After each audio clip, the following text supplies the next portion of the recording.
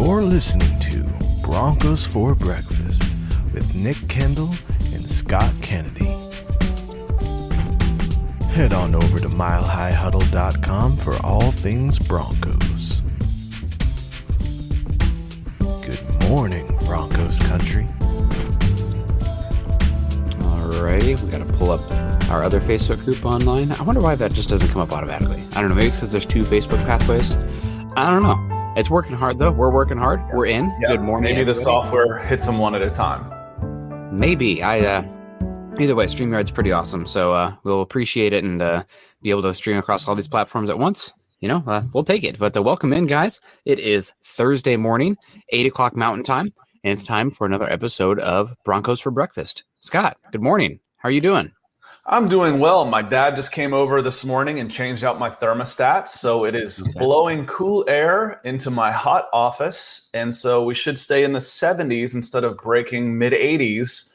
And I'm sitting here doing this by the end of the wiping sweat off my brow by the end of the show, so should be good. The summer's heating up, but we are cooling down. Well, that's awesome. Lucky that you have a handyman, old man sticking around. That's why I'm not handy. I do electronics for him. He does electric for me. I am the same way with a bunch of different stuff, electronics, general stuff going on. But landscaping, my dad's a landscape architect. I do not know the first thing about that. People ask me questions. I'm like, I don't know. I water the lawn sometimes. That's the extent of it. I actually enjoy cutting the grass, but I don't like doing all the pickup and the trimming and cleanup stuff. Yeah. That's no fun. And Fitbit, I don't know if you're a Fitbit person or anything like that, gives you not nearly enough credit for yard work, because I'll be outside for 2 minutes and I'm drenched like I just ran 100 miles. Yeah, that's nope, not for me. Like pulling weeds and stuff, I can do that, but the actual landscape, leave that for the old man. We got Robert coming in. Robert Ribel, the $5 super. Speaking of good, he says, "Good morning, gents. Hey, Nick, what's been one of the toughest mountains you've summited?" I've done Mount St. Helens twice. The first time it was whiteout conditions at the top with 60-mile-an-hour winds. It was so cold that I used a pair of long underwear as like a scarf and a socks as an extra pair of gloves. So that was really tough. And St. Helens is really tough because the last like 3/4 of a mile is pea-sized rock and ash at like a 50-degree angle. So you're literally just sliding backwards the whole time. Like every step you go forward, you slide back about half a step for that last half mile, which is incredibly tough. And then you have to like navigate a boulder going downfield. The other toughest one I've done is probably Longs Peak in Colorado. I know that's a pretty popular one. A lot of people have done, but that's the only 14er I've done technically, because there's 10,000 14ers. You're starting higher up in Colorado, guys. They're tall, but you're starting higher up too. Those are the toughest ones. But man, Mount St. Helens is a unique challenge. But now I got that itch. I want to do all 5 of the stratovolcanoes in Washington State. Eyeing Mount Adams for next spring. Got to get the mountaineering gear, but I'm going to do it. We're going to get it done. But what about you, Scott? You done any mountaineering? Any climbs? No, that's not my thing, but I do enjoy a former colleague, Mark Pattison, just finished the 7th summit. If you haven't followed him on Instagram or someplace, Mark Pattison NFL, look him up. He just became, I think, the oldest person to do all 7 summits, but he was the first former NFL player to do all 7 summits. Good friend of ours, mine and Chad's. And the transformation that he took doing the last one of Everest is staggering. I think he dropped like 25, 30 pounds, and he went from, big former NFL wide receiver, buff looking older dude to, oh my God, he's dying. His after picture of doing Everest. So the stuff that they do is just crazy. And 2 things. I'm going to get to Robert after we say hello to everybody. Robert says you have to know how to do the basic stuff. Cars, engines. Now, engines are a little different. Now, if it's changing the oil or basic maintenance, or my radiator fell apart, I could do that stuff. And I can change tires and wheels and all that kind of basic stuff. But you need to be an electrician to do, or a computer science engineer to do cars these days. Come on. That's even mechanics don't work on cars anymore. They do those remotely. It's all software based these days. It's tougher and tougher. I can change my oil, and I feel accomplished doing that, or change a blown tire. So we'll get into it. But yes, linebackers today. Linebackers. Absolutely. We're going to do it unless the chat has something else going on. We can talk about all the peaks. And I think Scott, when he was talking about there, he meant the 7 summits. The 7 summits, probably the tallest one on each continent. Yeah, Yes. he did. He did all of them and just finished with, because there was one he had to go back and do. I don't remember which one, but it blizzard. It may have been Antarctica, where he had to go back and try and do it twice. But then he got COVIDed out because he was supposed to do Everest in 2020. And the mental preparation to do that and the disappointment. We talk about the nature of competitive athletes, of the athletes that make it to the highest level, and the mental capacity that they have to be great. It's on a different level. I've heard from doctors and stuff that operate on professional athletes and they're just, the density of the muscle tissue and all this stuff. It's just a different caliber of human being all around. Yeah. They're just different than you and me, for better or for worse. They're born. Stars are born. Guys, welcome in. Speaking of stars, this is Broncos for Breakfast. You guys can follow us 2 stars now. You can follow us both on Twitter, Scott at Scout Kennedy and myself at Nick Kendell MHH. And while you guys are over there, make sure you follow us also at Huddle Up Pod and Mile High Huddle. Shout out to the Facebook people so far who have been in here. Gary Leeds Palmer dropping the heart. Thank you, Gary Leeds. You're the best. And we also got a couple likes on Facebook. Hunter's in the house. We got Christopher Espinoza. If you guys are joining us on Facebook today, please quickly go over. Just click the thumbs up, click the heart, click the care react, click the wow react. We'll take any of them. Click the sad react. That's engagement. I need it. Important to my veins. Also, while you guys are over there, make sure you follow us at huddleuppod.com and facebook.com/Mile High Huddle and facebook.com/Mile High Huddle Pod. YouTube folks, I know there's a lot of YouTube people in here. You can be like our buddy Robert, who joined us today. Thank you very much for the super chat already kicking us off. But if you guys are like Robert joining us today, or not like Robert, where you're in a position where you can contribute financially, that's okay. That's totally fine. Make sure you click the thumbs up. Make sure you like, subscribe, and share. Doing all of that can help us a heck of a lot. And while you guys are over on YouTube, make sure that you go to Scott's page at youtube.com/C/Scott Kennedy. And at some point during the show, I'll drop his link in the chat. So you guys can click that as well if you want. But Scott's dropping a bunch of good stuff. The preseason is right around the corner. Training camp's right around the corner. NFL's right around the corner. The sunset on the NBA. Now we're here. It's football season. And Scott, there's a big I don't know how much of a basketball guy you are. I'm not the biggest basketball follower. I played basketball. Got dunked on by, he went to Ames High School. It'll come to me. Somebody who played in the NFL for a while. Harrison Barnes. Went up against Harrison Barnes. That did not go well. He went to North Carolina, didn't he? Yes, but he was from Ames. Also, his teammate was McDermott, who went to McDermott played. His dad, I think, coached at Creighton. Maybe he went to Iowa State there for a little bit too. It's been so long. It's been too many beers ago. It's basketball. How do you feel about the schedule for the basketball this season? I really like the NBA championship ending in July, and now it's like, boom, football. I know baseball is the pastime, but now it feels like there's just so little, and we're already right here for football. Yeah, I didn't pay too much attention, and frankly, I was a huge NBA fan in the 80s and 90s. And then it kind of tailed off the first lockout in 98. I said, that's it. I'm boycotting these greedy owners, because it wasn't a strike. It was a lockout.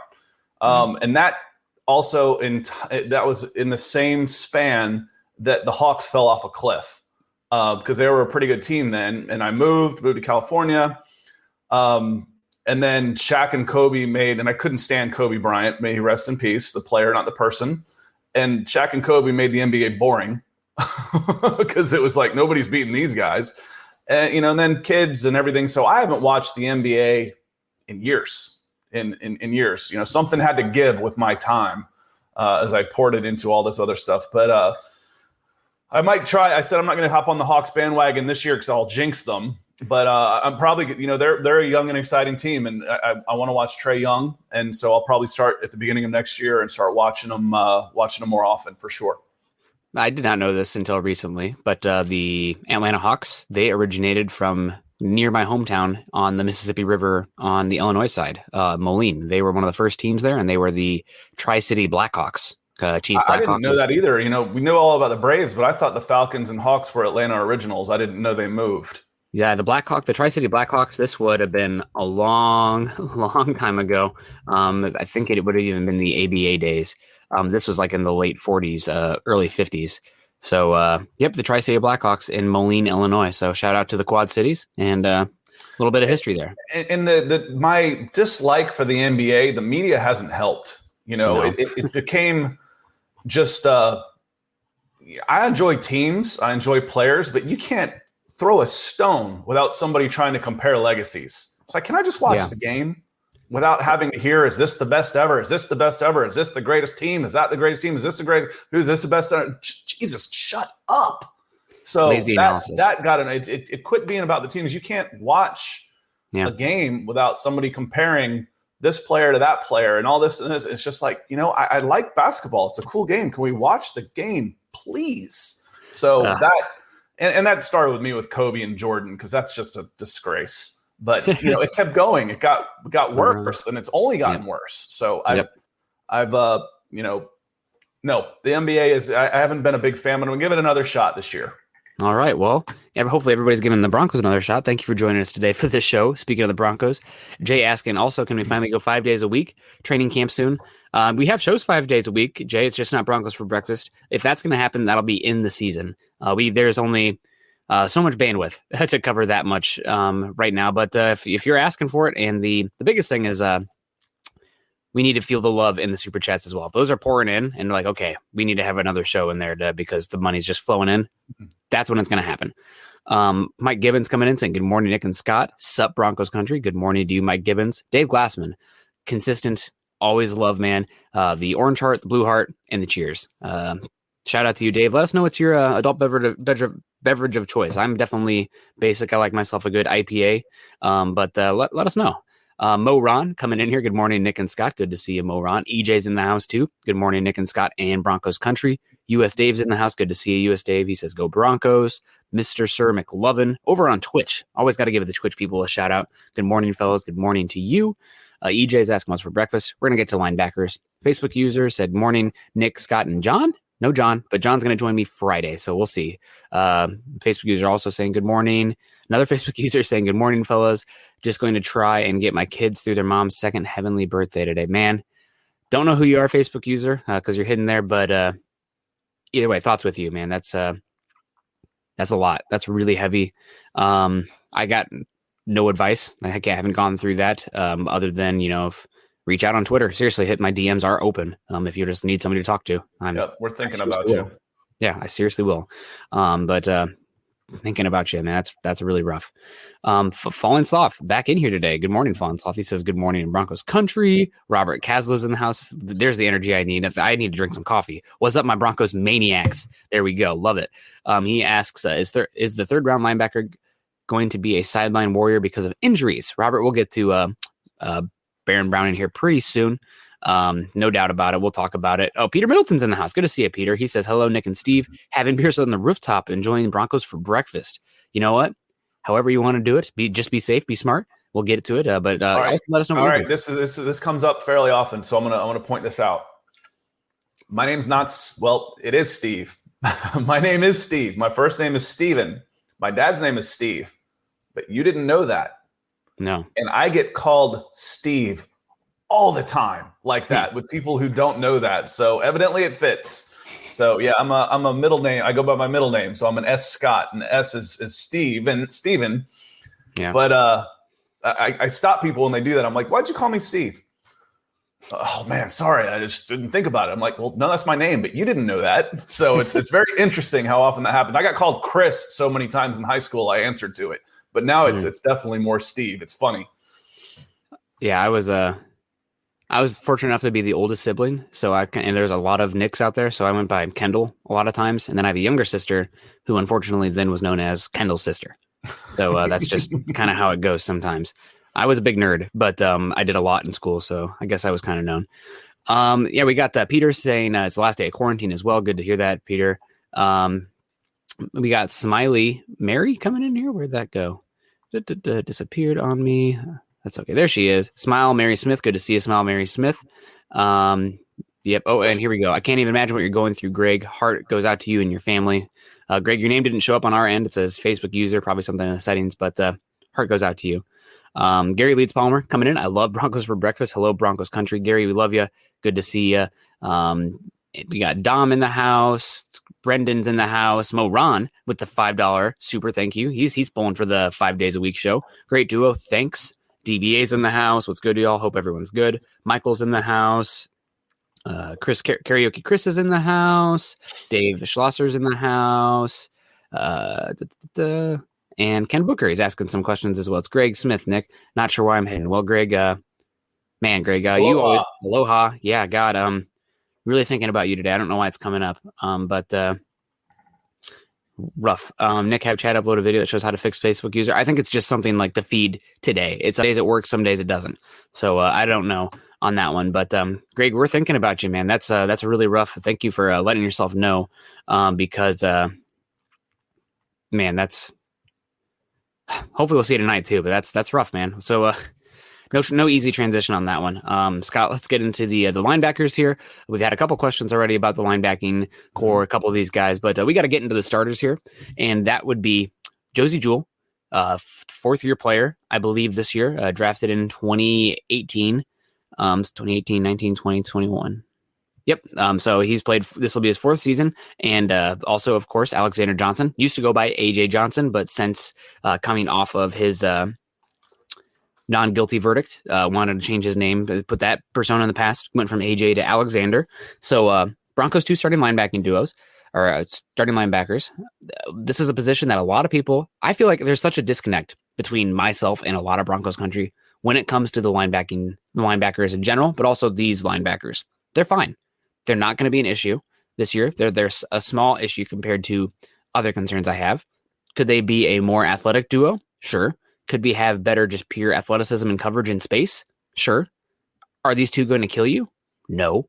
Are they going to be the reason you lose a game? Probably not. So I like Alexander Johnson and Josey Jewell. Have you gotten a chance to watch much of them? I know you probably I haven't watched them a ton, but you just, knowing in a 3-4 scheme, they're not supposed to be dynamic playmakers. They're supposed to be steady. They're supposed to be guys that can do a job. The 3-4, the worst job in on the defense in that is the nose guard, because all he's doing is just holding on to guys and occupying space. And then your two middle linebackers, your two inside linebackers behind them are supposed to just be sure tackling, steady presences. And I think, looking at the numbers, that's what you've got in these two, 100, almost 250 tackles combined between them. And what I like is some of and frankly, Josey Jewell sounds like the outlaw. That's the what outlaw. His nickname is. What? That's his nickname. Okay. Yeah. Okay. It had to be.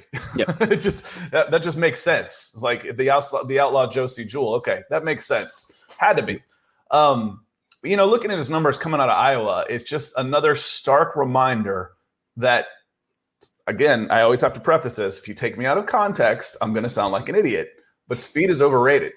Why does this guy fall? Because he ran a 4.8. At the combine, he was a 4.8 guy. 4.8 is fast enough at the middle linebacker if you know how to play the position. He's only if he's doing it right, yeah, he needs to go side to side. He's got to have good lateral movement, but he's running 5-6 yards at a time and then colliding with people. That's it. That's all you need. You need to be able to read the right gap, read the right hole. If he's from Iowa, he probably wrestled. I love wrestling linebackers because you cannot cut block a wrestler. Can't do it. Yeah. So, he knows how to get rid of his guys and then make sure tackle. So very steady here, but they're both free agents. Yeah, that's honestly the biggest thing about this position, and the reason maybe taking a linebacker early this last draft made sense. It's not about 2021. It's about 2022, 2023, 2024, and having somebody cost controlled on the roster that is not only, under your thumb because you already have them on the team, but also cheap. So Peter Middleton coming in here saying Broncos for breakfast. Every Bronco needs it in their life. Well, guys, if you like Peter Middleton, you guys should definitely go out there and like, subscribe, and share on YouTube or wherever you're doing it. Share the content so we can get it out here. And thank you very much for the stars. We appreciate it very much. So, yeah, no, that's great. Thank you so much. And you make a good point here. Let's get into Josey Jewell first. I know he's kind of more of the unheralded of the duo. Alexander Johnson really busted onto the scene the second half of 2019. He was one of the higher rated linebackers, according to Pro Football Focus, in 2019. He did slide a little bit this last season. He didn't, I guess, maybe not slide. People were expecting him, it's his second year, he should take a step forward. Although, as we know in football and in life, growth is not linear. It's kind of more of a up and down. Alexander Johnson also, I think it's worth noting, he missed a good chunk of his early career because he was undergoing a investigation, a trial for sexual assault. And beyond, I think beyond investigation, it was a trial, and it took 3 years, for something like that. That's no good for anybody. No, there's nobody that wins in that regard. Nope. For something to take that long. Yep, but found not guilty, so he's now on the Broncos. And they signed him. He was a practice squad guy, I think, his first year, and then kind of developed on. I know at Tennessee, he was a guy who racked up tackles like crazy. He was one of the all-time leading tacklers for the Tennessee Volunteers. Played middle linebacker for them, wore number 45, had the dreads. He's easy to see, bigger than most of those other linebackers too, because 6'4", 245. More of a classic thumper in that regard. The sideline to sideline speed was never going to have him be a first-round pick at the linebacker position. Probably would have been a day 2 pick. Broncos get him as an undrafted free agent, given what's going on with his past. And he's been solid for them so far. He's not a super dynamic player, but one thing he has that I think is very valued and underrated, especially in this defense where you're not asking them to reinvent the wheel in coverage. You're not asking them to play sideline to sideline too much. He is a big mother trucker. Like I said, 6'4", 6'5", 240, 250. Because of that, he has length in his drop zones. He can cover much more space because of that.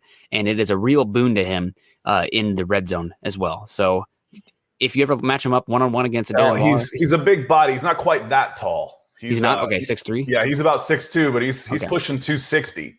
2K, so, God. Yeah, so he's he is big. But that's where your 3-4 linebackers, they end up being like that. When the 3-4, because I've said before, I scouted, high school guys going to college, and the 3-4 didn't really exist in college. Everybody played a 4, and your idea of who can play what across those lines changes in a 3-4.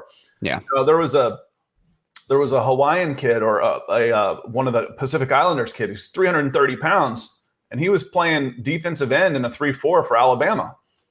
Wait a minute. He's 330 pounds. That's not a defensive end. And, Donta Hightower's coming out. He's 260 in college. That's a guy who puts his hand in the dirt. Yeah. Well, the other part of that is Alabama also recruits the exceptions to the rule. No, you're not playing linebacker at 260 pounds unless you're Donta Hightower. Yeah. So they get those exceptions. But, yeah, he is big.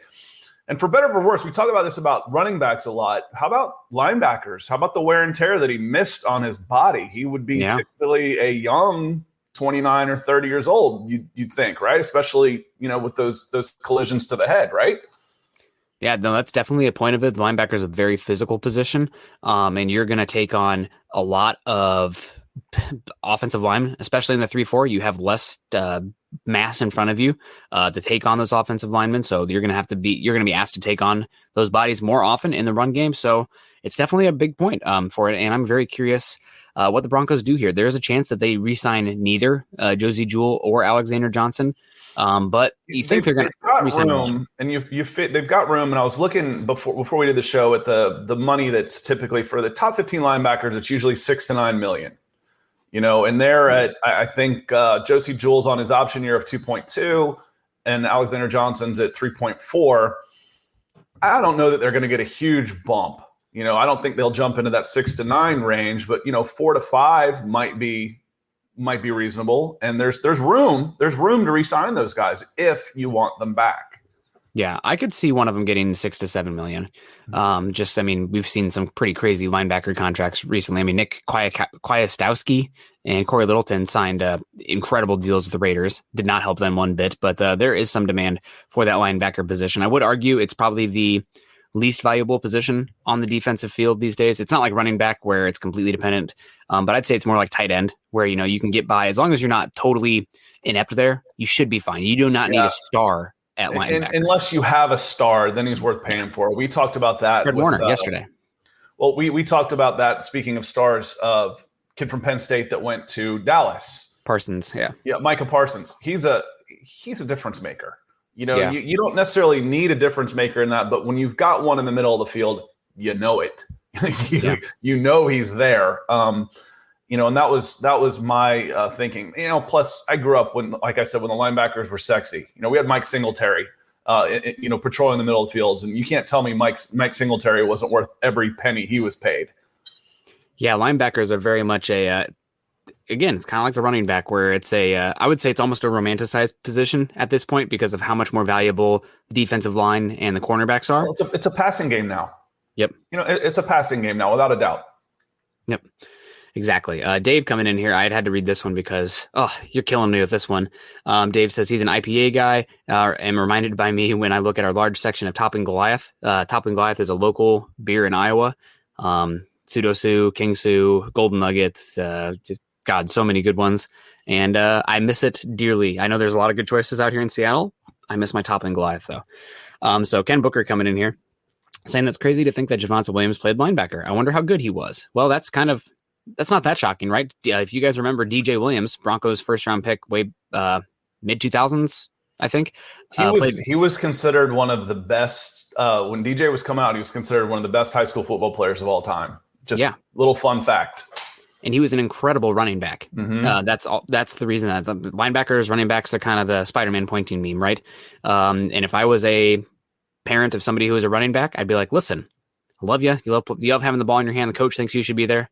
If you're good enough, you're playing defensive end or linebacker because you're not making that money or having a long career playing running back. Which is crazy because everybody wants the ball. They're saying, I don't want to play running back anymore. You get too beat up. That's not the mentality you necessarily want in football, but it's true. And I think, seeing we've seen much more that people are more willing to share the load and how important that is for longevity of their career to have a partner. You don't want to carry 30 times, get 400 carries a year. You only be able to do it twice and then you're done. Yep. Absolutely. And it's kind of the same thing with wide receivers, right? There's like 10,000 wide receivers. Listen, kids, we need defensive backs so badly. Like if you can go make money playing. I've always speaking of guys, I've always tried to do that with basketball players. A 6'3" guard. There's 4 million of you out there. 6'3" as a receiver is big. If you're athletic enough to catch the ball at 6'3", you can get scholarship money. I promise you. Yeah. Where you're not going to get a sniff in basketball. Yep. Absolutely. So keeping it back here, Josie Jewell, Alexander Johnson, we'll keep on them here for a little bit longer. We got a question first from Robert Caslow. Should linebackers be able to start from the rookie season or do they take a couple of seasons to develop? Historically speaking, year 2, you should know about the linebacking position. It is one where obviously every single linebacker is different. Some guys are raw athletic ball of clay that you need to develop over time. Some come in and they are pretty much what they are. Instincts are top notch. And just the technique, the ability to take on blocks, tackling, they're already pretty high. So it's one that I would say on average, year 2, you should know about that player, whether they belong or not. And it depends on where you take him. If you're taking a linebacker in the first round, he's starting. Yep. You're taking a linebacker to start if he's taken in the first round. Now, if you're taking one, and it's true like that with a lot of positions. Yeah. Now there's a bigger learning curve, but with running back, like position like running back and linebackers, run and hit. There's definitely reading and schemes, but find ball, seek and destroy. That's not overly complicated. And I do want to say in the AFC West specifically, though, you do want a linebacker who is patient and lets the play develop because there is a lot of pre-snap trickery going on in Kansas City, pre-snap movement, etc. And they pull you in because Patrick Mahomes is good outside the pocket. And if you see Tyreek Hill screaming on a pre-snap movement where it could be a jet sweep or a shovel pass, you are reacting. It's really hard to stay that disciplined. So then they just throw it to Travis Kelce right behind you. So got to be disciplined. Cannot. I'm reminded of Kenneth Murray, who was taken in the first round in 2020. Oklahoma, obviously good athlete, made some plays, but he was over aggressive so often. I felt like he let the opposing offense make some big plays because he was out of position consistently. It's a good point to think of and what I mean by point is just thinking about what I had just said about the first round. Other than quarterback, who, you don't want to start a rookie quarterback, is there any position, if you're taking a guy in the first round, you're expecting him to be a starter at every other position, wouldn't you think? I mean, wouldn't you think? And then if you're taking them below that, then you're kind of a wait and see. Maybe they can, maybe they can't, unless there's a dire need, like, you don't have any safeties and you have your first safety you take in the second round, he's going to be a starter. But any position that you take in the first round, you're expecting to start as a rookie. Wouldn't you think? Yeah, I would think so. And hopefully I'm not frozen. Scott's a little frozen on my end. It might be my internet. But I think that it is the running back position. There's a difference between starting year one and what their career norms are going to be. Yeah, and excelling. I agree with you that quarterback is be a Pro Bowl guy. Yeah. You could have a guy that's going to be a Pro Bowler, but just might not be his first year. But the question was start, and I think I think any position, including linebacker, if you're taking them, if you're taking a guy in the first round, you're expecting him to start for you first year. Yep. No, I agree with you. Outside of quarterback, that's the only position where you might not see them start year one, unless you're in a really good position with somewhere like edge rusher or cornerback. Mm-hmm. Those are positions that you typically see a big leap from year one to year two. Ideally, they're kind of one where they're not maybe starting. They come in like a Bradley Roby for the Broncos. His rookie year, he was the nickel cornerback. He was the third cornerback, came in. Great. That was gravy. Shane Ray, another one. He was the third edge rusher. Perfect. That's great. You want him to kind of develop, eat those snaps, and then eventually maybe you transfer that a higher paid edge rusher over to him if it works out well. Patrick Surtain could be a starter, but doesn't necessarily have to be. Mm-hmm. No, absolutely. And EJ coming in here saying Luke Kuechly was my favorite linebacker. We need like a guy like that with the Broncos. That's kind of like saying Peyton Manning was my favorite quarterback. We need a guy like that on the Broncos. It'd be hell yeah, sign me up. Point him out to me though, because everybody wants that dude. Right? It's good luck. Like I loved Kuechly coming out of Boston College. I've never seen a linebacker tape like him. Honest to God, he was incredible at Boston College. But I think that would have been the 2012 draft, I believe. Loved him. Loved Kuechly. But you're talking about a rare breed. Young-ish. That's not that long ago. It seems like he's been around forever. He was good immediately. He was one of those ones that was incredible day one. And he's dealt with injuries, but I'm pretty sure it was either 2010 or 2012. It was not the same draft as Von Miller. It was a draft that was, I think it would have been 2012 for Luke Kuechly. Somebody can check me on that. So let's get back to Denver Broncos linebackers here. And there's a question in here about Baron Browning, and is he going to be a sideline warrior because of injuries? And I didn't remember him having a history of injuries, and so I looked back at his Ohio State numbers, and he didn't miss a game. No. So I don't expect that to be a problem. I mean, players get injured, but he doesn't have a history of injuries that I'm aware of, because he played. You look at his numbers: 12 as a freshman, 12 as a sophomore, 12 as a junior, and then 7 as a senior, which is all he could play. So he doesn't have a history of injuries. No, I think people are maybe a little bit of snake bit by KJ Hamler last year, who people were excited for, and he just could never get on the field with that hamstring injury. And hopefully that doesn't become the case for KJ Hamler. It is important to note for KJ Hamler that he is still one of the youngest players on the Broncos team. They drafted him at 20 years old. So even though it's his second year, he's younger than half the draft class because he was that young coming out. So still you have one less year of control, but he's got plenty of time to figure it out. But for Baron Browning, I'm not worried about him becoming a sideline warrior, so to speak. It just, to me, means that Baron Browning, with all this development, this time he missed early on, he's going to be behind the curve early. And I do not have very much expectations for Browning starting this year. I never did to begin with, because he was a late round 3 pick. That's more about you're investing in that guy, and what if you can get anything starting potential 2022, 2023, fantastic. 2021, anything beyond special teams, that's gravy. I'll take it, but I'm not expecting it. Yeah, and he's got a similar profile to Alexander Johnson. He's going to play this year at about 245 pounds. We'll add some weight as he gets older, and he is a strike first type of guy. He may see some time as outside play, an edge rusher too. Go get the quarterback. In third down situations, depending on the time. Yeah. But he is a go forward, attack the ball carrier, attack the blockers type of linebacker, which offensive lineman. I switched up my name. Attack the offensive lineman. He is a go forward attack type of guy. Yeah, he does have enough athleticism to play sideline to sideline, and that's Baron Brown. You scouted him somewhat coming in here. We've kind of had some debate with the MHH staff about where he's going to end up: off ball linebacker or edge rusher. I think he could work at edge if the instincts and processing doesn't catch up for that linebacking position, the off-ball linebacking position.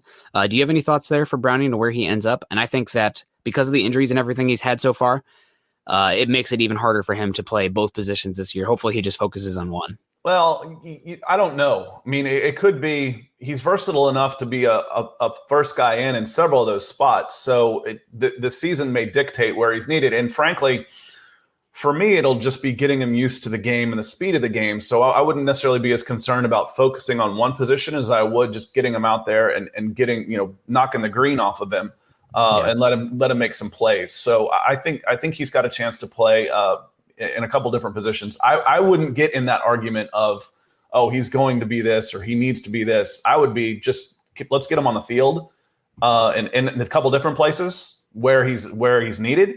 And see how he can develop the mental part of his game as far as just being used to being out there and getting the experience of being out there. Yeah, no, I agree with you there. Browning, again, though, if he doesn't see much of the field this year until 2022, I'm not going to freak out because he's one of the last. In fact, he was the last pick of day 2 of the NFL draft this year. So you could say he's an early day 3 pick. What are your expectations for that kind of guy? Mm-hmm. That's even if he develops into a starter, that's unlikely given where he was drafted. Doesn't mean it won't happen. But look at the two guys now. Yep, undrafted free agent and 4th round pick. So, but I believe that's where you should be looking for your linebackers, unless you believe the integrity of your defense and the scheme you want to run is dependent on having a 5-tool, 4-tool guy there at the linebacking position. Historically, Vic Fangio, has had a high investment in the linebacking position. Obviously, there's Patrick Willis, Navarro Bowman, Roquan Smith, all good linebackers. I don't know if Navarro Smith was that high of an investment or Navarro Bowman was that high of an investment. But either way, that's not been the case for Vic Fangio so far in Denver. He's been getting by with, I wouldn't say spare parts, but, just league average level investments and been maximizing them. And he doesn't ask the linebackers to reinvent the wheel either. I think that's one thing that a lot of people do not understand and it's not just the 3-4, it's Vic Fangio specifically. A lot of this is run funneling, run fits for his linebackers, and he's not asking them to play sideline to sideline. He's not asking them to drop into space and play one-on-one versus Travis Kelce. He will do that with running backs sometimes, schematically. He will do that with running backs, not so much with tight ends. So people are like, oh man, what are we going to do with Darren Waller, Travis Kelce, blah, blah, blah. Linebacker was never going to be the solution there anyway. Put Patrick Surtain on him. That's yes. Yep. 6'2", 205 in good in coverage and physical. That's where I'm going. Yep. 100%. And his number one comparison on mockdraftable.com for all defensive backs is, in my opinion, the number one tight end stopper in football when healthy, Derwin James. So there you go. I think that's going to be the solution there. Maybe if you go against like Austin Eckler, he might give a Josie Jewell in space a hard time.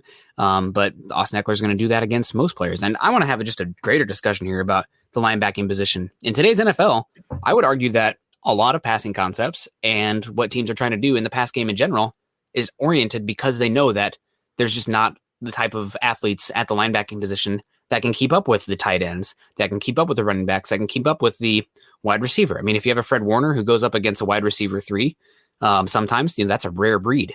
But teams specifically are scheming to attack the linebacking position. It's not a Broncos issue. It's just the way the game is right now. That guy's almost always going to be a weakness, and that's going to continue as long as the game's played the way it is. A lot of crossing routes, a lot of slants, a lot of quick reads, angles, circles, that type of stuff. So yeah, I agree with you. Yep. So it would be very tough to find a guy who can stop them all. I mean, it'd be great if you can find Luke Kuechly to put on your defense, but you're talking about a first ballot Hall of Famer. So get in line. So Josie Jewell, Alexander Johnson. Do you have any thoughts on either of these guys earning a contract or anything that you think they should do this year that could warrant one being favored over the other?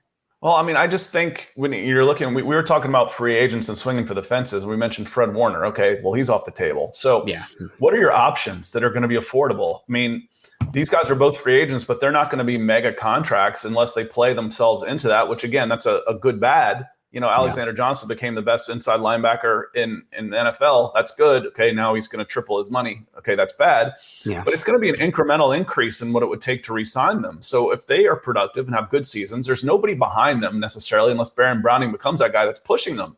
So I can see them absolutely being re-signed. Like I said, if you got Alexander Johnson at 3.4 now, what's 4.5 a year for the next 3 years? That doesn't change your available salary cap hardly at all. If you've got Josie Jewell at 2.2 right now, maybe he even goes to 4. Well, 1.8 is hardly going to put a difference. It's hardly going to put a dent in what you have available to rebuild other parts of your team. And you're just keeping on. So I could see both of these guys possibly being re-signed unless, like I said, they play out of their minds and get a good deal. And that's okay. That's good news for the Broncos for 2021. And hopefully 2022 with compensatory picks, if that's the case, if they go sign elsewhere. Man, I just can't see either of them signing for as little as you're saying, with the money increasing and knowing that they are quality linebackers. I mean, what did Blake Martinez make? Blake Martinez is a guy who I think is just league average as hell. But I want to say the Giants signed him to a stupid contract. And I know it's just, one team can sign one player to a stupid contract. But for that little, I still think both those guys will probably be making $1 to $2 million more per year than that. And Blake Martinez is making almost $10 million a year. So what's going on here? What the hell? Well, like I said, I did a search and I sorted by inside linebackers before we came on. And, the number 10 is making 7.2 a year. It's Jalen Smith. Okay. Number 11's at 7.1. And you go down to 15, it's at 6. You're down to $6 million. You go down to number 20, you're at 3.5. And by the way, Alexander Johnson's is number 19 in total cash at 3.4. Yeah. Okay. So again, that's not, unless you jump into the top 5, and number 5 is still a 9. We're not talking 30 million. We're not talking crazy money because of the position. So, based on the available room, an increase in there, I can see an incremental increase to what they're already being paid that keeps them competitive amongst some of the best paid linebackers in the league. Yeah, that would be great. I think Josie Jewell and Alexander Johnson are actually very close to each other. And I think Josie Jewell is a little bit more steady in his positioning. He is smaller. Then he might triple his money. But even 6 isn't with the available. If he triples his money and gets 6 a year, should be, I would think that would be enough to make him happy, to want to stay without crippling, without significantly impacting what the Broncos are able to do at other positions with their available salary cap. Again, we get back to the discussion we had on Tuesday about the front office. You got the number 12 roster, but the 19th GM, the number 12 roster with the most available salary cap money. That's a good thing. I'm just thinking, you've got so many options with this available cap money and a good talented roster. Some of these guys are going to be coming off contracts, and you're going to have to make some decisions on who is going to eat into that roster coming off rookie contracts. Yeah. But the Broncos are in such an enviable position as the rest of the league with a talented roster and a lot of room under the salary cap. Yep. Man, that sounds like a pretty good job. That doesn't sound like a bottom third front office to me. Yeah, and Peter Milton kind of leaning into this one. Rodgers are all the people we want to sign next year. Who do you choose? You're talking about everything, all this good stuff the Broncos have. Got to figure out that quarterback position, though. So this is an easy answer for me. It's Rodgers. You can let other people walk. I keep Sutton plays, though. But we got Corey Johnson coming in here. Hello, Corey, over on YouTube. He says, if you can scheme Jewell out of man coverage, he seems quite good to me. His short area acceleration and tackling make him good in zone/run defense. And that's true. Josie Jewell, while he isn't the best sideline to sideline, he had one of the highest 3 cones ever recorded for the combine. I think he was in the 97th percentile, which was bonkers for a little small Josie Jewell, no-star athlete. Be around 6'7", 6'6", somewhere in that neighborhood then. Yep, and another classic, everybody in Iowa knows each other, cliche. 6'8", but it says 6.8 for a linebacker. 6.8 that's insane. I mean, that's on a track. That's on a track going. So, yeah, again, we talk all the time. If you want to see an athlete, especially look at his L cone and his 3 cone, not his 40 time. My biggest issue with Josie, it'd be great if he had a little bit more speed, but I wish he was bigger. He is pretty small, and that limits him a bit, especially in the 3-4 where guys engulf him. He has to be smart and quick to beat those guys, but if he was just a little bit bigger, that would be a huge difference maker for him. No, because you're getting hit by guards and centers a lot when you're a 3-4 inside linebacker. So because the nose guard's only going to take take the center of the guard, that means there's a free guard coming to get you. Yep. So or at best a fullback. If somebody's still running that scheme, so you're taking on a lot of punishment. So playing that AJ Johnson, Alexander Johnson at 260, Baron Browning at 250. I saw him at the Senior Bowl. I can't remember the kid's name, Ben something out of Michigan. Oh, the number one fullback and play tight end. Baron Browning just obliterated him on a rush off the edge. And Ohio State, Michigan, some people got a kick out of that, but just straight in and just rocked him. I'm like, that's what you need as a 3-4 inside backer.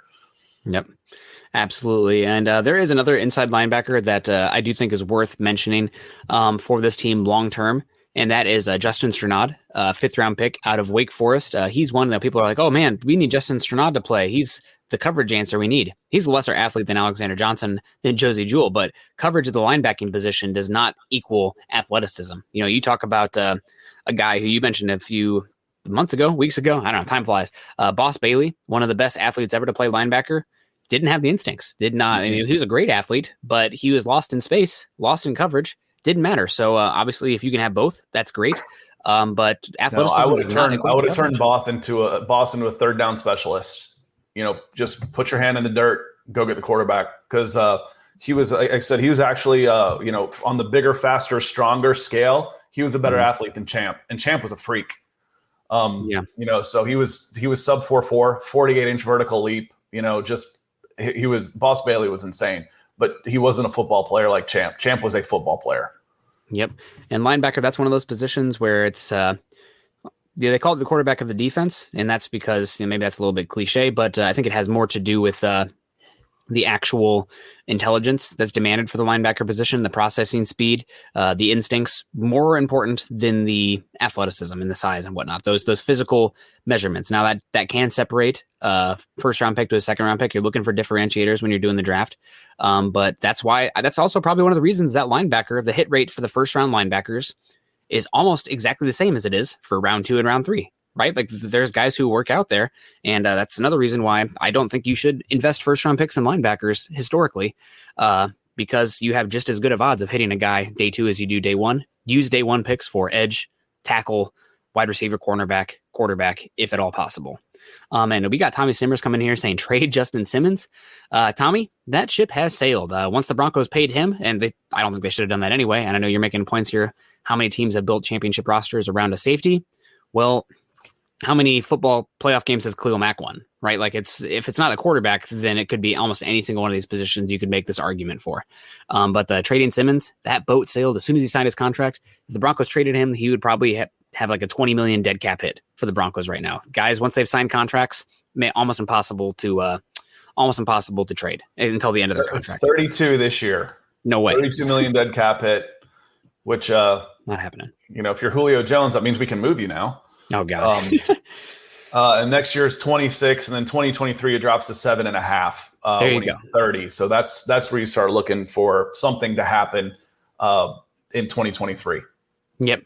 And we'll be happy that Simmons' contract is what it is by the time Jamal Adams gets a contract, by the time Derwin James gets a contract, and by the time Minkah Fitzpatrick gets a contract. Those are all guys who are probably going to beat him out. It's not always, who's the best. It's who's next to get paid. That's just the way it goes. It's cyclical. Karaoke Chris coming in here saying money doesn't seem to be the issue for building a championship roster, and Simmons, it's an integral part of our defense. There we go. And here we go. We didn't draft 2 safeties because we are planning on keeping him for the duration. Tommy, I don't think that's true, buddy. They drafted 2 safeties because they had extra picks. They were actually all set to draft Tommy Doyle. Speaking of Tommy, who was an offensive tackle from Miami, and the Buffalo Bills sweeped him before the Broncos could take him. Those Bills. They did it 2 times in this draft. Yeah, I know. Bummer. So the Broncos then doubled down on safety, a 4th-round pick and a 5th-round pick at that. Guys who are pretty good long shots to become great starters. Not long shots, but I would not bet on them being incredible starters, especially both of them. And also, this is a team that you're looking to play 2-3 safeties a lot of times. We saw it with Will Parks as well. They took Will Parks and Justin Simmons the same year. You're going to need those guys, and guess what? 3 safety sets, that's going to happen. But also, both those guys can play special teams. And you're talking about day 3 picks, they have to play special teams. That's a have to for me. Yep, that's how you're gonna make the team for sure. And with special teams, I always said that a phrase, you can't measure someone's heart. You can tell, but I say you can tell if they've got one. Watch them play special teams. Yeah. You'll see how bad a kid wants to play. Yep. So and if they want to play and they want to make this team, they're gonna play special teams. Absolutely. And we got Mr. Boggins coming in here, my Pacific Northwest buddy, coming in with $5 super, saying any quarterback in the 2022 draft you'd rank higher than QB4 in 2021. Besides Rattler, it's a mixed bag of with some high ceilings. I wouldn't right now. We got a whole season to play, though, so things could change drastically. Somebody could come out and explode. But I will say on the surface, based on tools and flashes that I've seen, I have two quarterbacks in the 2023 class that I'm higher on than anybody in 2022 in DJ Ugalale and Bryce Young. So those are two quarterbacks that have my attention. I think those are the guys who are going to take the league by storm. There is a quarterback, though, that some people have been hyping up. He could fall flat this year, but we did not see much of him last year. Emory Jones at Florida, good athlete, good arm, practically an unknown, but he's one who could burst onto the scene and really throw his hat in the ring as a top pick at quarterback. And my follow-up question for Mr. Boggins is, who was your QB4 in last draft? And I'll ask you the same thing and let him answer. My quarterback 4 was it was Trey Lance. Me too. But I loved Trey Lance. I thought he was worth a top 10 pick. I would have no issue doing that, taking that swing on him. And it sounds like his intangibles and intelligence and whatnot were even more impressive than people let on. So that's stuff that we can't really evaluate from this end. But I would take Trey Lance pretty much over any of the quarterbacks in next year's class, especially if you are ranking Rattler's perceived, not that's the wrong word, but reported attitude, character, I guess is another one. It's not like he's out here like robbing banks or whatnot, but he sounds like he's like a bully in an 80s movie, 80s high school movie, that kind of guy pushing dudes into locker, alienated from his teammates. Well, that's a tough spot to be in when you are the quarterback, because there's going to be guys out there a lot, not just a little, but a lot bigger than you. So you better watch out. There was a former Iowa quarterback. I don't know how much he actually played there, and we can talk about this later, who had that problem as a recruit. And his roommate at one of the All-Star games pinned him up against it was a center, pinned him up against the wall and said, "Knock it off, or I'm going to break you in half." So you better make friends when there's guys out there that are 150 pounds bigger than you and faster. I always said, if I can't kick your ass or outrun you, we're going to be friends. Yeah. It's the Johnny Manziel stuff, right? Like, although I think Manziel was actually a little bit more liked than what I've heard about Rattler. But we'll see. Broncos 17-0 coming in here. Didn't come in after we were getting out of here this time. So we gave you a shout out on Tuesday, Broncos 17-0, because last Thursday you came in right when we were closing. But $20 super. Thank you so much. And he says, good morning. Good morning to you, Broncos 17-0. And maybe that's a new picture as well. It's a beautiful one of the sunset there. Love that orange. And so, we got to talk a little bit of Justin Strnad. Drafted 5th round, Wake Forest. He had injuries, and he missed all of last season because of the injuries. It sounds like this year, if you're expecting him to start, don't.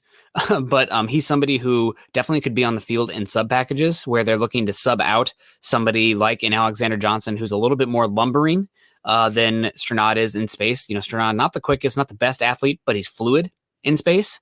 And that matters playing in the box, in coverage, those kind of things for linebackers. So I definitely expect some sub packages where you see Strnad subbed in and one of the linebackers subbed off this season. Does that make him an eventual starter? We're going to have to see how he looks this season. But he's definitely somebody who is auditioning for a starting role. And if you can get, 80% of the production at 30-40% of the price compared to letting Josie Jewell walk, letting an Alexander Johnson walk, which makes it more probable for you to bring in a new quarterback, maybe a right tackle next year, re-sign Cortland Sutton, re-sign Bradley Chubb maybe early as well. That's something you have to think about. Get an extension to Aaron Rodgers, whatever, you have the money to, but it all works out in that ratio for, what can I get for what costs, like I said, 90% of the productivity for a quarter of the price. Yeah. But auditioning is a good word. If everybody's healthy, the starters are set. The starters are set for this team. But again, 2 of your starters are free agents. 3 of them, actually, if we start going outside, are free agents this year. So there's going to be a lot of auditioning, and frankly, that makes for better competition. That'll make the team better. knowing that, I can get this spot next year, or I'm playing to try and get a new contract. All those things should help make this team better. Yeah, absolutely. I agree with you 100% there. A few other names want to give a shout out to before we get out of here. Josh Watson, college free agent from Colorado State. He's somebody who's been on the roster, off the roster. He's probably somebody who, if he ends up being a starter for the Broncos, a quality starter, I would be very surprised.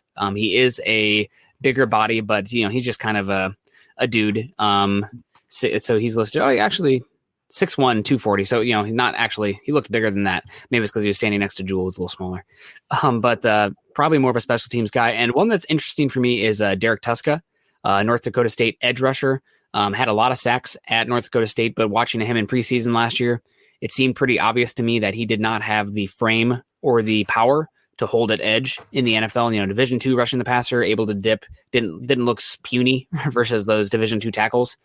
Didn't look like he was going to hold in the NFL. I think if Tuska is going to make it in the league, he's going to have to become an off-ball linebacker, and that's a hard ask, that transition. But that's his path. If he's going to make it in the league, I think he has to be an off-ball linebacker. I want to go look at Northern Iowa again, or after the two freaks that came out of there this year. Let's see what they've got coming out next year with Ellerson Smith and Spencer Brown. Let's see if they've got another one lined up. They have actually Northern Iowa. They have an offensive tackle who is very talented, who I am excited to watch this year. So watch out for him. I think he might even be the best tackle in the draft this year from the state of Iowa, which hurts to say as a Hawkeye. For me, the Hawkeyes do have a tackle who I'm interested in developing, but he is probably a year off yet in Plum. He came into Iowa at about 280 pounds. Now he's up to about 310, and he's learning, but he moves incredibly. So excited to see what he can do this year. Well, we're doing requests. Denver 17-0. You should definitely have a request. And Mac 85 City. I know you're having trouble concentrating, but put in a request and maybe we can hit it. Thank you for the super two. You guys finishing us up strong today. Two of y'all doing that strong today. Certainly appreciate it. Yeah, no, absolutely. That would be great if we highlight could. Him, by the way, I haven't seen his name pop up. Highlight that super. There we go.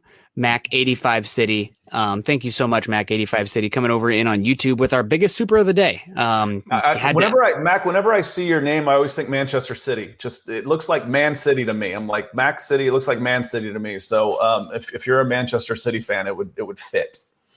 He's like, who? Who's Manchester City? What's that mean? Man City, man. That's I don't know if Mac is a soccer fan or a European football. But Scott, before we get on out of here, just general thoughts on the Broncos linebacking position for this season. How does it stack up against the rest of the league? Is it going to be the reason this Broncos roster falls apart? I know that another, I would say not a rival site, but they're like, oh man, Broncos linebackers are the reason this defense isn't going to be great again this year. And it was the site that was really pushing for Micah Parsons. So I think it's maybe a little bit of that influencing it. But what are your thoughts? Well, I told you, I love Micah Parsons. Micah Parsons was one of the guys that I would have been excited to see the Falcons take it for, even if they didn't need him. There's one spot, I don't remember, I think Tommy may have asked or someone, how's the Falcons linebackers look? It's like it's the only position on defense that actually is decent, has some proven players. But Micah Parsons, to me, is one of those difference maker types. So, I would have been okay with that pick. I think he was just, one of those best player available type of players. Your outside linebackers, if they stay healthy, again, that's a key. But you've got some depth there with Reed that should be a strength of this defense, getting pressure on the quarterback. And then your two inside guys can do a job. Yep. Are they going to be flashy? They don't have to be flashy in a 3-4. They don't have to be flashy anywhere, but they can do a job. You're basically stepping into a gap and becoming the fourth defensive lineman a lot when you're, depending on which way your nose guard goes. AJ Johnson's big enough to do that, 260 pounds, and they're sure tacklers. You're going to scheme your way out of away from the tight end. That's why you change schemes. So you're not going to be in a base 3-4 a ton, and when you are, you're going to be good against what it's supposed to be good at, stopping the run. Yeah, I think way more important for that those cornerbacks to stay healthy, have those guys out there, get after the passer at the top of the defensive front four. make linebacker's job easy. That's what Vic Fangio wants to do, and I think that's what he can do with the talent they have elsewhere on the roster. So Max saying he does actually knows a little bit about soccer. He says, yes, I play FIFA on Xbox all the time. So that's great to see. We got Michael, looks like, coming in here with a star. Thank you very much, Michael. And guys, that's going to have to do it for us right at 59 minutes. Just an announcement. Next Tuesday, we're actually going to be going live at 7:30 Mountain Time. So I think that'll be for the foreseeable future. You guys let us know on Twitter or whatnot if that's real quick. Let's just put it in the comments. Is 7:30 Mountain too early for everybody, or would that be okay for just, if we started 30 minutes earlier? Would that be okay for everybody, or would that be a problem? And you're never going to make everybody happy. That doesn't work. But if most of y'all say, that still works, and that's probably what we'll move forward to. We'll start a half hour earlier. Yep. And just a shout out for you, since I know how much you love Spencer Brown last year. Northern Iowa has another offensive tackle who is going to be very interesting this year, named Trevor Penning. He's not the same athlete as Spencer Brown, but he's extremely talented. And he's 6'7", 330. And he moves very well. There are a few athletes like Spencer Brown. Like the only guy I could comparing him to was LeBron James, for God's sakes. Lane Johnson, maybe. Yeah, what an athlete. I'm looking forward to him. I gassed him up enough. Again, the phrase, who do I root for? I root for me. So I gassed up Spencer Brown enough that I want him to really succeed. Yeah. Well, keep an eye out for Trevor Penning. Getting a lot of hype right now. I'm going to share some of his stuff on Twitter. And guys, that's going to do it for us today. Thank you for everybody for joining us. This is Broncos for Breakfast. We're coming at you live next Tuesday at 7:30 Mountain Time. So that'd be 6:30 my time. So I'm going to really need that coffee going. You guys can follow Scott and myself on Twitter. Scott at Scout Kennedy and myself at Nick Kendall MHH. While you're over on Twitter, follow us at Huddle Up Pod, at Mile High Huddle. For everybody on Facebook today, enjoy all the heart reacts. Matt Henry, Jacob Roper, Ken Booker, Justin Tharp, Richard Turillo, Gary Leeds Palmer, all the likes as well. There's more than I can even list here. If you guys are enjoying us on Facebook today, please click the thumbs up, click the hearts, share us on your Facebook. Training camp is right around the corner. It's not just this show, it's all the shows. If you can share us, that can help us a lot and get new eyeballs on this content. While you guys are over on Facebook, please go to facebook.com/Mile High Huddle Pod, as well as facebook.com/Mile High Huddle. And YouTube listeners, if you're joining us on YouTube today, please subscribe, like, and share, not just to the Mile High Huddle page, but also make sure you are sharing us on Scott's page as well, which is, I thought I had it quoted there, but I didn't. But you guys can follow Scott's page as well at youtube.com/C/Scott Kennedy. Also, guys, you can click the auto sub for Scott. I'm going to drop it in the super chat right now, or the chat right now.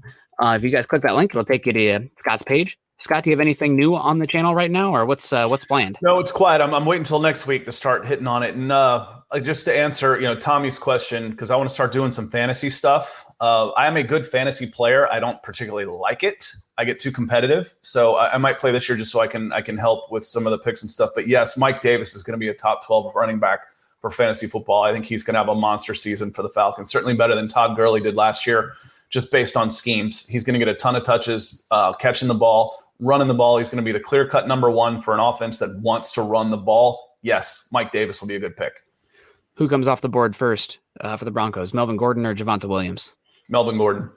You think he has a higher ADP? Probably because of the known quantity. Yep. I just draft, honestly, my strategy in the draft is to take every single rookie running back, because two of them are going to be great. That gets you in trouble a lot, though. I used to play, that's where I ended up losing stuff just with my background. I love the potential. And the rookies, you go with a sure quantity, and then you live off the waiver wire hit sort by targets and touches on the waiver wire in that first week. And that's how you win the league. Yeah, that definitely helps. I didn't do much fantasy. Maybe I'll do some this year as well. It just takes up a lot of time. And also I'm competitive too. So I want to win so bad. So then it just starts taking up all my time and it absorbs me.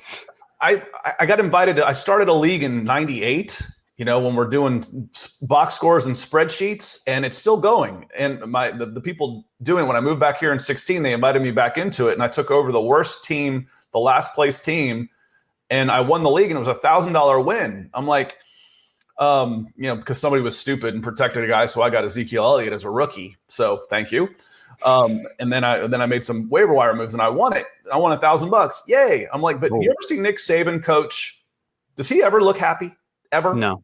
Well, I made $1,000. He makes about $8 million. For about $8 million, I'd play more fantasy football. So I'm miserable. I'm like, I don't want to stay up till 2 a.m. on a Monday to see how my Monday Night Football guys did. That's too late for me. So I don't play, but I might this year. I might play. It helps me keep up with everybody, and I like giving advice on these things because I am a good player. I just don't particularly like it. Yeah, I definitely know that I am somebody who can get obsessive with that kind of stuff. So takes up a lot of time. Yep.